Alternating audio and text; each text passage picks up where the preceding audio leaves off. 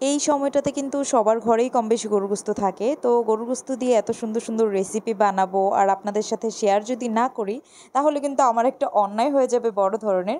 তো আজকে আপনাদের সাথে এই যে এই রেসিপিটা শেয়ার করব, আর বাদবাকি কাজগুলো কি কি করলাম সেগুলো আজকে আপনাদের সাথে শেয়ার করব। হ্যালো এভরিওয়ান, আসসালামু আলাইকুম। জাবের সকালে ঘুম থেকে উঠেছে জারিফের আগে, এজন্য জাবের ওর বাবার সমস্ত আদর খেয়ে নিচ্ছে। জারিফ যখন ঘুম থেকে আগে ওঠে, তখন কিন্তু জারিফ আমাকে ওর বাবাকে দখল করে বসে। জাবেরকে ওদের কুলেই উঠতে দেয় না, মানে আমাদের। তো এই যে যারা যারা বলেন আমি নাপিতগিরি কেমন পারি, তো আমার হাজবেন্ডের চুলগুলো দেখে বলেন যে আমি নাপিতগিরি কেমন পারি। ওর চুল কিন্তু সবসময় আমিই কেটে দেই। তো যাই হোক, আমার হাজবেন্ডের আর জাবেরের চুলগুলো হচ্ছে সবসময় খাড়া খাড়া থাকে, মানে এতই খাড়া খাড়া থাকে যে স্কিন সহ দেখা যায় জাবেরের আর জুয়েলের বাবার, এই দুইজনের। জুয়েলের চুল আর জারিফের চুল হচ্ছে সেম, একদম সিল্কি সোজা। তো যাই হোক, ওরা দুজন মিলে ভাত খাচ্ছে ডাইনিং টেবিলের উপরে বসে। জুয়েলের বাবাকে গত রাত্রে গ্যাস চলে গিয়েছিল। তো সকালবেলায় আমি ফ্রিজে যে ঝুরা গোস্ত ছিল সেটা ওভেনে গরম করেছি, ডাল ওভেনে গরম করেছি, ভাত হচ্ছে রাইস কুকারে গরম করেছি।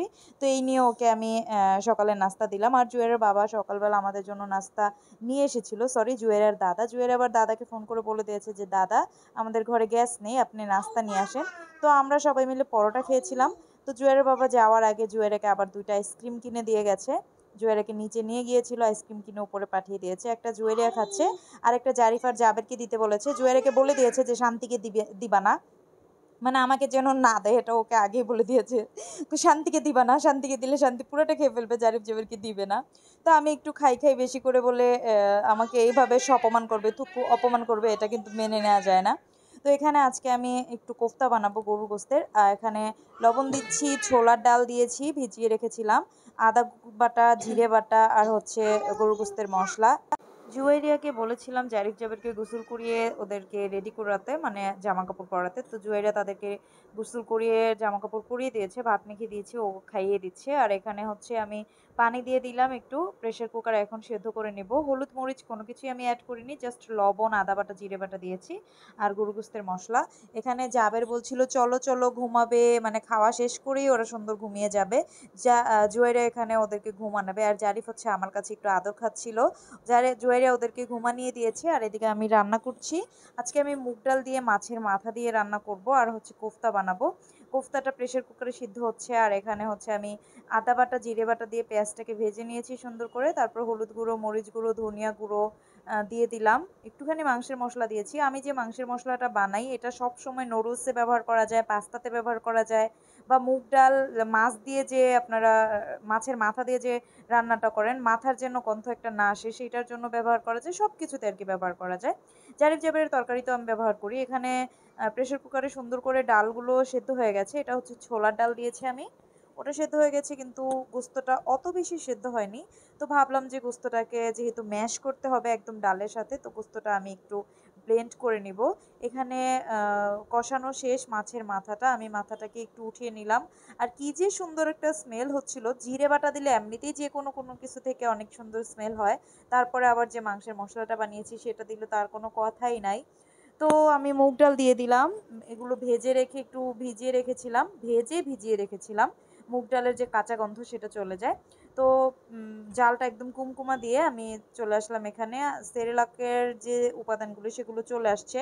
জুয়ারের বাবা এবার 150 কেজি সেরেলাকের উপাদান এনেছে। সবসময় তো 100 কেজি বানায়, এবার 150 কেজি এনেছে। এর মধ্যে আমার আম্মুর নেই শরীর ভালো, মানে আমার একাই সব কিছু করতে হবে। তো এখানে আমি ছাদে চলে গেলাম গোস্তটাকে নামিয়ে ঠান্ডা হওয়ার জন্য, যেহেতু ব্লেন্ড করব ঠান্ডা হতে হবে। ছাদে যে এই ঠাটা পড়া রোদের ভিতরে আমি ছাদটাকে ঝাড়ু দিয়ে দিলাম। তারপর আমি আর জুয়েরা মিলে ছাদের বিছানার চাদর মেলে দিয়ে আসলাম। যেই চাদরগুলো আমি ব্যবহার করি না সেই চাদরগুলোকে আমি পরে ব্লিচিং পাউডার দিয়ে ধুয়ে, তারপরে আবার হুইল পাউডার দিয়ে ধুয়ে, তারপরে আবার গরম পানি দিয়ে ধুয়ে সেগুলোকে রেখে দেই, মানে এগুলোকে আর ব্যবহার করব না। এগুলো দিয়ে আমি আবার সেরেলাকের যে উপাদানগুলো সেগুলো ধুয়ে ধুয়ে শুকাই। তো যাই হোক, এখানে জুয়েরা আর আমি ওই ছাদে ওগুলো মেলে দিয়ে আসলাম। তারপরে আমি পোলার চাল আর যে ভাতের চালগুলো আছে লাল চাল সেগুলো ধুয়ে দিয়ে আসলাম, কারণ এগুলো মানে অনেক বেশি হয়ে যায়, তো চাদর আর বের পায় না এতগুলো জিনিস মেলার জন্য। এজন্য আমি মানে আজকে এগুলো শুকিয়ে নিলাম। যেহেতু চাল ডাল খুব তাড়াতাড়ি শুকানো হয়ে যায়, এজন্য দুপুরে এটা করে নিলাম। তারপরে এখানে আমি যে কোফতাটা সেটাকে আমি গোস্তটাকে ব্লেন্ড করে নিয়েছি। এখানে দিয়েছি আদা সরি পেঁয়াজ কুচি, মরিচ কুচি, ধনিয়া গুঁড়ো, মরিচ গুঁড়ো, হলুদ গুঁড়ো, একটা ডিম আর দিয়েছি কর্নফ্লাওয়ার। এই কর্নফ্লাওয়ারটা মাস্ট দিতে হবে। কর্নফ্লাওয়ারটা দিলে, কর্নফ্লাওয়ার অনেকেই জানে না যে কর্নফ্লাওয়ারটা কি, মানে আমারই চাচাতো বোন সেও বুঝে নেই যে কর্নফ্লাওয়ারটা কি। এটা কি তুমি ময়দাকে বলো? অনেকে কিন্তু ময়দাকেও কর্নফ্লাওয়ার বলে, আসলে না, কর্নফ্লাওয়ারটা কিন্তু আলাদা একটা জিনিস। এটা যদি আপনারা খোলা কিনতে চান দোকানে যেয়ে বলবেন যে বার্লি দেন, বার্লি যে বাচ্চাদেরকে খাওয়ায় সেই বার্লিটাই হচ্ছে অরিজিনালি কর্নফ্লাওয়ার, তো সেইটা দিতে হবে। তারপরে এই যে কোফতা আকার করে আমি সুন্দর করে তেলে দিয়ে দিচ্ছি। এটা আপনারা অল্প তেলেও ভাজতে পারেন, ডুবো তেলেও ভাজতে পারেন।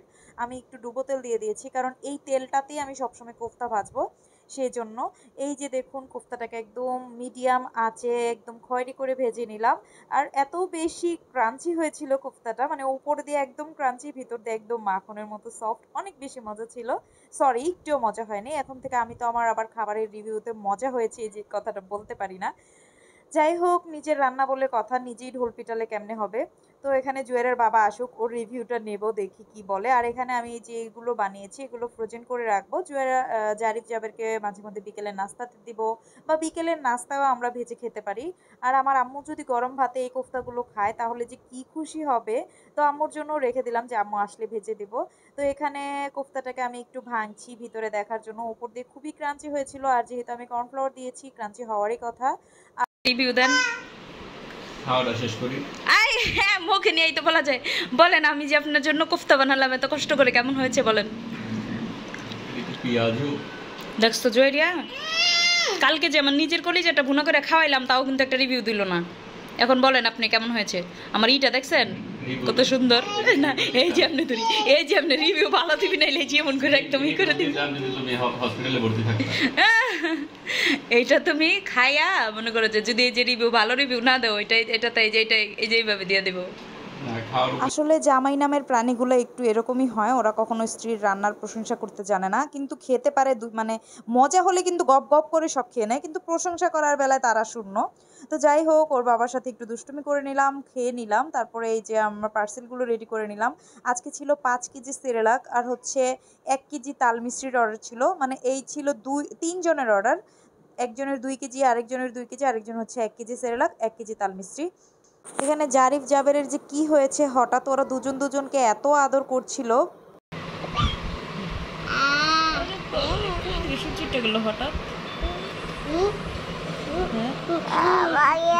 তোমার উপরে ওরা আদর করতেছে, এদিকে যে তুমি আলু করতে চাইতেছো, এটা কি ওরা বুঝতেছে?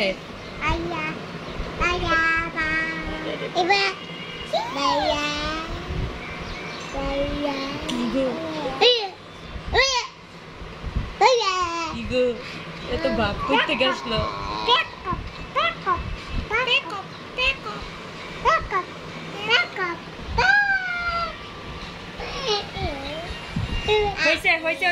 এখন আদর পর্ব শেষ করো, এখন আদরের পর্ব শেষ, এখন একটু মারামারি হবে। ভিডিও করেছি, এখন একটু মারামারি হবে। কোফতাটা অনেকক্ষণ গরম থাকে, অনেক গরম ছিল বলে জারিফ জাবের তখন খেতে পারেনি। তো আমি এখন যে এনেছি এখনও পর্যন্ত গরম। তো জারিফ জাবেরকে আমি খাওয়াচ্ছি। জাবের খেয়ে একটু পরপর এসে বলে আম্মু আত্তু দাও, আর খেয়ে বলে মজা। এখানে আমি একটু মোবাইলে পার্সেলগুলো এন্ট্রি করছিলাম, যে ডেলিভারিগুলো আছে সেগুলো এন্ট্রি করছিলাম অ্যাপসে। এখানে জুয়াইরা বললো আম্মু তাড়াতাড়ি আসো, জারিফ জাবের সর্বনাশ করে ফেলেছে। এখানে এসে দেখি যে গমের যে প্যাকেটটা সেটা ছিঁড়ে ওরা গম ফেলে দিয়েছে। কি একটা অবস্থা, কাজের আর শেষ নাই। তো বিকেলবেলা আবার চলে গেলাম ছাদে, ছাদ থেকে যে সবগুলো চাল আবার নামিয়ে নিয়ে আসলাম। অনেক বেশি খারাপ লাগছিল আজকে, মানে খুব কান্না পাচ্ছিল। মেইন কথা হচ্ছে আমার আম্মুর শরীরটা অনেক বেশি খারাপ, এজন্য আমার আম্মু আসতে পারছে না, আর আসতে পারবে না। তো সবসময় 100 কেজি বানাই আমার আম্মুকে নিয়ে, এখন 150 কেজি বানাতে হবে আমার একা। তো জুয়ারের বাবাকে বলছিলাম যে আসলে 150 কেজি আর 500 কেজি তো আর ব্যাপার না, মানে ব্যাপারটা হচ্ছে বানানোটাই অনেক বেশি কষ্ট। তো যাই হোক, 100 কেজিতে 1 মাস যায় না বলে জুয়ারের বাবা বললো 150 কেজি বানাও। তো এখানে আমি শাওয়ার নিয়ে চলে আসলাম। জারিফ জাবের দুষ্টুমি করছে, আর জয়েরা হচ্ছে নুডলস রান্না করছে তাদের জন্য। 3 জন মিলে এখন খাবে। আমার এক মা অসুস্থ বলে কি হয়েছে, এই মাটা আমাকে অনেক বেশি হেল্প করে। গুলে নিব, আমি টায়ার্ড শোনা, আমি টায়ার্ড। না গুলে নিব না, আমি কালকে নিব হ্যাঁ বলো ওকে ওকে আমি চুনা পাখি বাই বাই টাটা আলো পেজ ফিয়ামানিল্লাহ